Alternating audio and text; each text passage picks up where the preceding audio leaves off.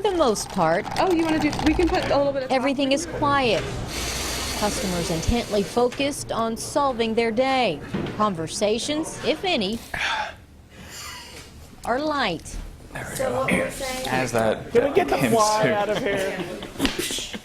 But occasionally, you'll find a conversation that's not that light at all. In fact, it's scary. One guy's been sentenced and received 262 months. These are complicated, right? Absolutely. With these cases, there's always a lot of moving parts. Reed Bowles and Todd Bradbury have known each other for a decade. I was on the defense side when I first met him. Their careers have had parallel paths. They've worked side by side. I always respected the work he did. Bowles is a Lexington police detective. He spent 6 years in homicide. Now he has a new title, overdose detective. His role is a change for Lexington police. For information, I'll be 10-12 for a little while further. Lexington is one of the few, if not the only, agencies in the state to have a detective totally focused on heroin overdoses. How bad is heroin in Lexington right now? It's extremely prevalent.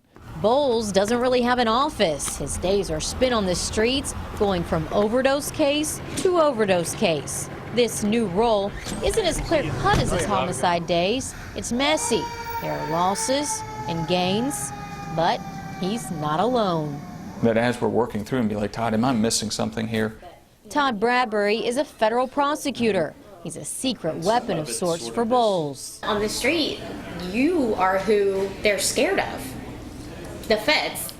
Yes, and we know it because we hear in jail phone calls that, well, you better stay out of Kentucky. They'll charge you with an overdose death down here.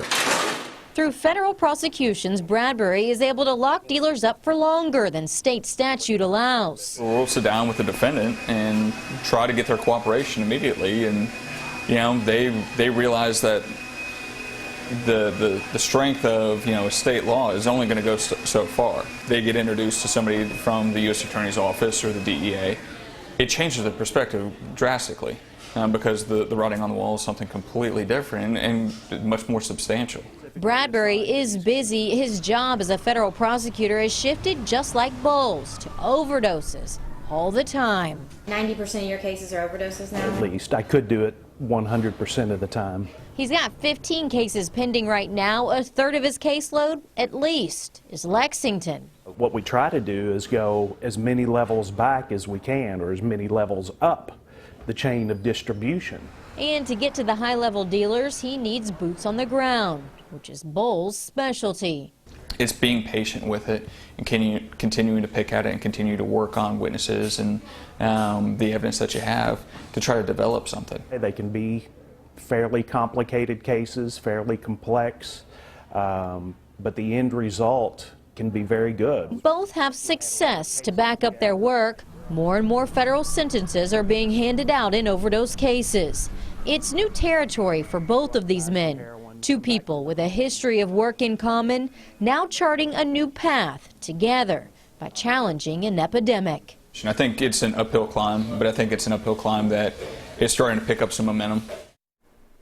Detective Bowles isn't the only change in the department to address the overdoses. Lexington has doubled the manpower in their narcotics unit, and there's also another overdose detective. This all goes back to community policing to treat those with drug addictions as victims of circumstance and focus on getting them help while also focusing on getting the high-level dealers out of the city.